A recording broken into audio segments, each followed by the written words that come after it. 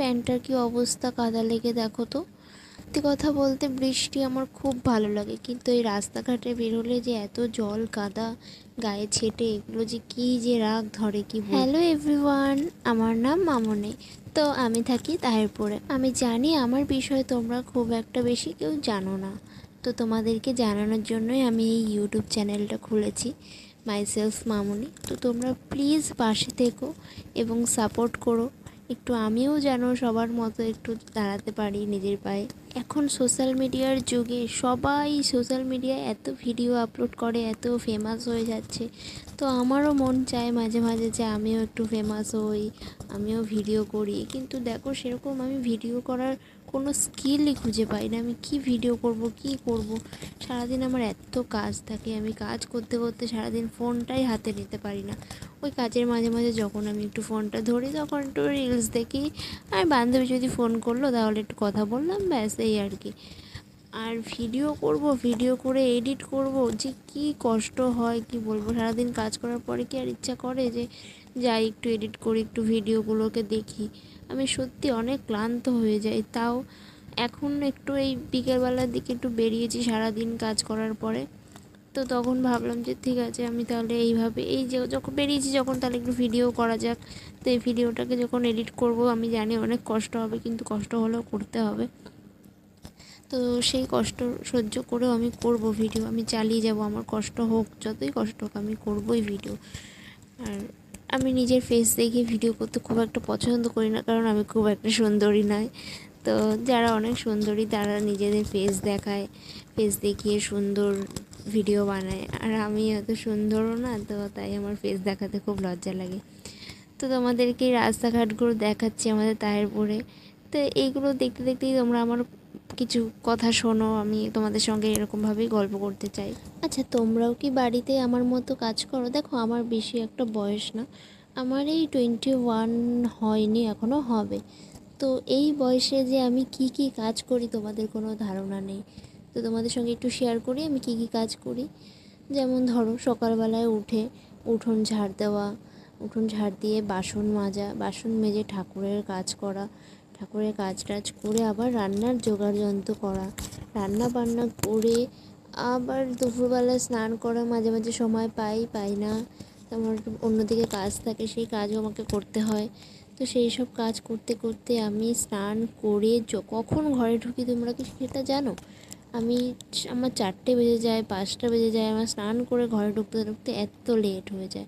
তারপরে কী আর করবো, তখন 4টে যখন বাজে, বিকেলবেলা যখন হয়ে যায়, তখন কি আর ইচ্ছে করে যে ফোনটা, মানে তখন ঘুম পায়, বা মনে হয় যে একটু শুয়ে শুয়ে একটু ভাবনা চিন্তা আসে, অনেক রকম ভাবনা চিন্তা করি। আর দেখো, জীবনে অনেক কষ্ট করে বড় হয়েছি, এই পর্যন্ত যে এসেছি, এত কষ্ট করে এসেছি তোমাদের কোনো ধারণাই নেই। আর যাদের বাবা মা থাকে না, তাদের যে কী কী কপাল হয় সত্যি। আর আমার কপাল যে এত ভালো, সত্যি বাবা, আমি নিজে নিজে ভাবি যে আমাকে ভগবান এত ভালো কপাল কেন দিয়েছে, কেন দিয়েছে আমি সেটাই বুঝতে পারলাম না। মানে আমি কী পাপ করেছিলাম কে জানে। যাই হোক, আমি খুব খারাপ আছি তা বলবো না, কিন্তু মা বাবা না থাকা যে কি কষ্ট। দেখো, বাবা নেই তাও আমার কোনো অসুবিধা নেই, বাবাকে আমি ছোটোবেলা থেকেই দেখিনি, তো বাবার জন্য আমার কোনো কষ্টও হয় না। কিন্তু মার সাথে আমি বড় হয়েছি, মা আমাকে বড় করেছে, কষ্ট করে পড়াশোনা শিখিয়েছে, যতটাই শেখানো উচিত ছিল শিখিয়েছে। তো সেই মা আমাকে ছেড়ে যখন চলে গেল, সত্যি আমার অনেক কষ্ট হয়েছে। আমি এত কষ্টের মধ্যে আমি মাকে লাস্ট পর্যন্ত দেখতে পারিনি। মা আর হাসপাতালে ভর্তি ছিল, আর আমি অন্য একটা দূরে একটা কাজে গেছিলাম, কাজের জন্য গেছিলাম। তো সেখানে আমাকে আটকে রেখে দিয়েছিল, তখন করোনাও চলছিল। তো এখানে আমার মা তখন মারা যায়, আর আমি আসতেও পারিনি মাকে দেখতে। তো অনেক কষ্ট পেয়েছি আমি, ওখানেই থেকে কান্নাকাটি করেছি, সবাই আমাকে সান্ত্বনা দিয়েছে, হ্যাঁ কাঁদিস না কাঁদিস না। আর কার কথা কি তখন ভালো লাগে, কারোর কথা? যাই হোক, মা যখন চলে গেল, তারপরে আমার এই পৃথিবীতে আমার মা ছাড়া আর কেউ ছিল না। তো মামা মামি কাকা কাকি এরা, এদেরকে তো কোনোদিনও দেখিনি, আর আমার মামাও নেই। তো তখন আস্তে আস্তে দেখলাম যে তখন আর কী করব মাথাটা আমার কাজ করছে না, কার কাছে থাকবো, কোথায় যাব। আমাদের যে নিজেদের একটা বাড়ি, সেই বাড়িটা পর্যন্ত আমাদের নেই। আমরা তো তারপরে ছোটোবেলা থেকে ভাড়াই থাকতাম মায়ের সাথে, মা বিড়ি বাঁধতো আর আমি মার সঙ্গেই থাকতাম, পড়াশোনা করতাম। ছোটোর থেকে অনেক কষ্ট করে, পড়াশোনাটাও অনেক কষ্ট করে করেছি। যাই হোক, আমার মাথা ছিল খুব একটা ভালো ছিল বলবো না, ভালোই ছিল আবার খারাপও ছিল। তো ওইভাবেই আমি বাড়িতে নিজে নিজে পড়াশোনা করতাম। আমি একটা টিউশনিও পড়তাম না, কারণ টিউশনির খরচা আমার মা চালাতে পারতো না। আমার মা বিড়ি বেঁধে যেটুকু চালাতো, আমাদের সংসারটাই চলতো না ঠিক মতো। আর তার উপর যদি আমি টিউশনে পড়ি, তখন আমার মার খরচা চালাতে গিয়ে সত্যি অনেক কষ্ট হয়ে যেত। এবার ছোটোবেলায় আমি অত বুঝতাম না যে মা বিড়ি বাঁধে। হ্যাঁ, ছোটোবেলায় আমি খুব অবুঝ ছিলাম, খুব মানে এত পয়সার নেশা ছিল, পয়সা খুব খরচা করেছি আমি। মা যখন কাজ করতে পারতো না, তখন আমি অনেক টাকা খরচা করেছি মার থেকে। 10 টাকা 20 টাকা, তখন 10 টাকা 20 টাকা অনেক মূল্য ছিল সত্যি কথা বলতে।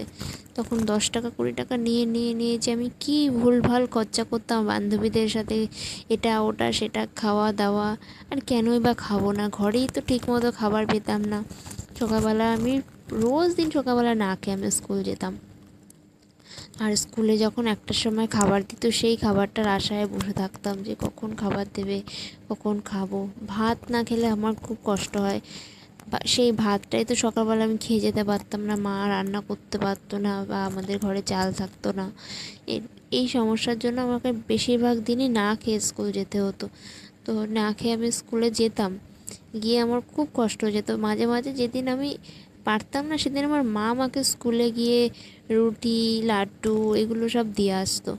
তো কী বলবো আর, মানে আমার এত কষ্ট হয় মাঝে মাঝে যে আমার মা আমার জন্য এত করেছে, আমি আমার মায়ের জন্য কিচ্ছু করতে পারিনি। মাকে বলেছিলাম, মা তুমি যদি এবারটা যদি শরীর তোমার ভালো হয়ে যায়, তাহলে তোমাকে আমি আর এরকম কষ্ট করে বিড়ি বাঁধতে দেবো না। আমি নিজে কাজ করে তোমার পাশে দাঁড়াবো, তোমাকে ভাড়া বাড়িতেই রাখবো। আর নিজের বাড়ি করার তো তখনও ক্ষমতা হবে না, যবে হবে তবে থাকবো। এবার সেই মাকে আমি সেরকম কথা দিয়েছিলাম, কিন্তু আমি কাজের থেকে আসতে আসতে আমার মা আর তখন ছিল না। আর কার জন্যই বা কী করব, তারপর আর কাজে যাওয়া হয়নি। এই তারপরেই থেকে এটা ওটা কাজ করছি, এই কাজ ওই কাজ করছি। তো কী যে বলবো, এই কাজ টাজ করতে করতে, হ্যাঁ, তো আমার অনেক কষ্ট হয়। আমি যেই কাজ করি সেই কাজে অনেক কষ্ট হয়। আর কষ্ট হলেও কিছু করার নেই, খেতে গেলে করতে হবে। এবার মানে আমি মাঝে মাঝে ভাবি যে কী আমার কী হবে, আমার ভবিষ্যৎটা কী, আমি কী করলে আমার ভালো হবে, আমি একটুখানি সুখে থাকতে পারবো। আর সবাই আমাকে বলে একটা বিয়ে কর, বিয়ে করলে তুই সুখে থাকবি। এবার বিয়ে করব, কার কাছে গিয়ে পড়বো, সেইটাই তো আমার ভয় লাগে।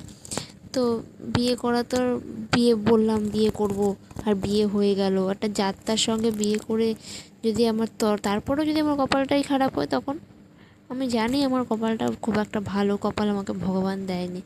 এবার আমি চাই না যে বিয়ের পরেও আমি কষ্টে থাকি।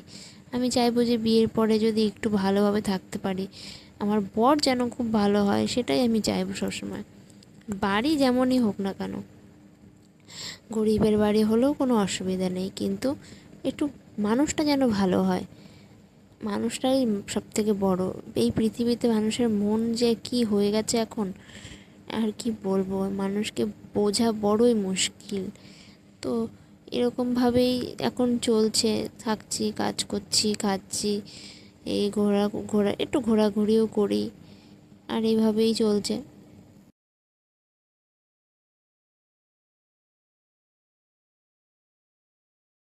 এত ঝামেলা অশান্তির মধ্যেও আমার জীবনে একটা জিনিসই আমি ভালো পেয়েছি, সেটা হচ্ছে আমি আমার লাইফে বিটিএসকে যবে থেকে আসতে দিয়েছি, বা আমি বিটিএসকে যবে থেকে দেখেছি, পছন্দ করেছি, তবে থেকে আমার লাইফটা পাল্টে গেছে। সত্যি কথা বলতে পাল্টে গেছে।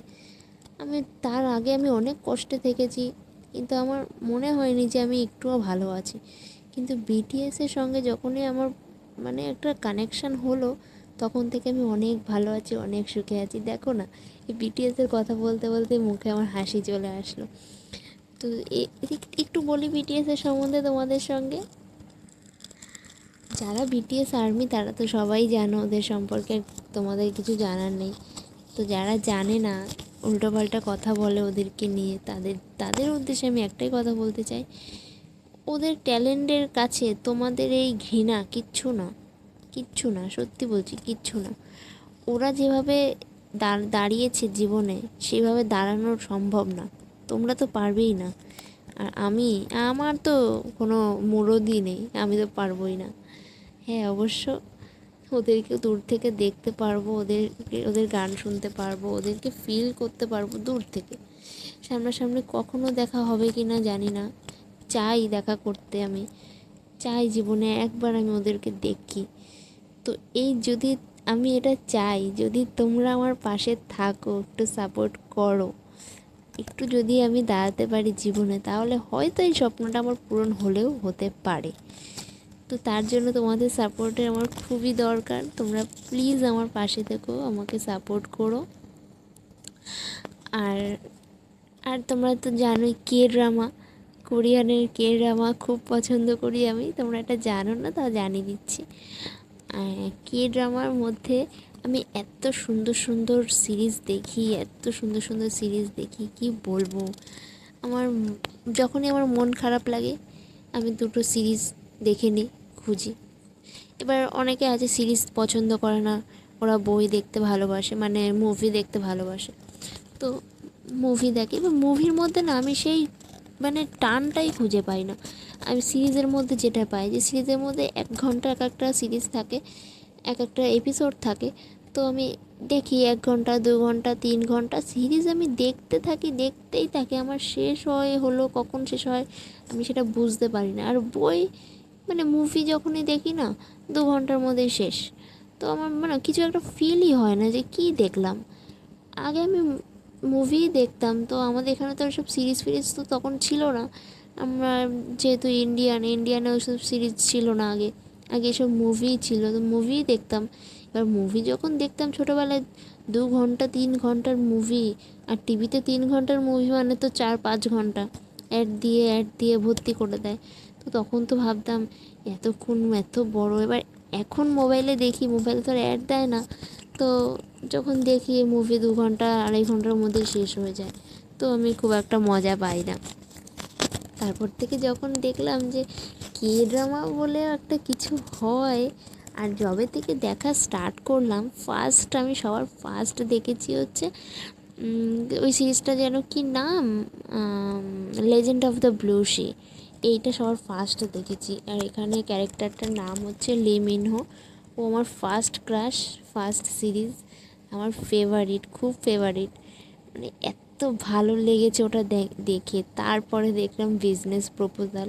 তো এরকম করতে করতে আমি অনেক সিরিজ দেখেছি, মানে যে কটা ফেমাস সিরিজ আছে আমি সব কটা দেখে ফেলেছি। তো এখন আমি কেমন দেখি, আগে খুব রোম্যান্টিক সিরিজ দেখতাম, আর এখন দেখি হচ্ছে ফাইটিং, ক্রাইম, অ্যাকশান, এসবই এখন দেখি। ভালো লাগে, আমার ক্রাইমও খুব ভালো লাগে।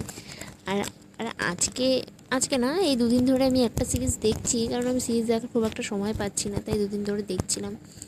আর যেটা দেখছিলাম সেটা হচ্ছে কি ট্রিগার। হ্যাঁ, এই সিরিজটা দেখছিলাম ভিলেনটার জন্যই, মানে ভিলেনটাকে এত পছন্দ হয়েছে আমার, এত ভালো লেগেছে, আমি ওর জন্য সিরিজটা একমাত্র দেখেছি। তো দেখলাম, ভালো লাগলো।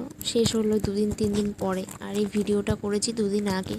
2 দিন আগের ভিডিও আমি এডিটও করতে পারছিলাম না, ভয়েসও দিতে পারছিলাম না, তার জন্যই মানে এখন ভয়েস দিয়ে করলাম ভিডিওটা। তো আজকের মতো এইটুকুই, টাটা গাইস, দেখা হবে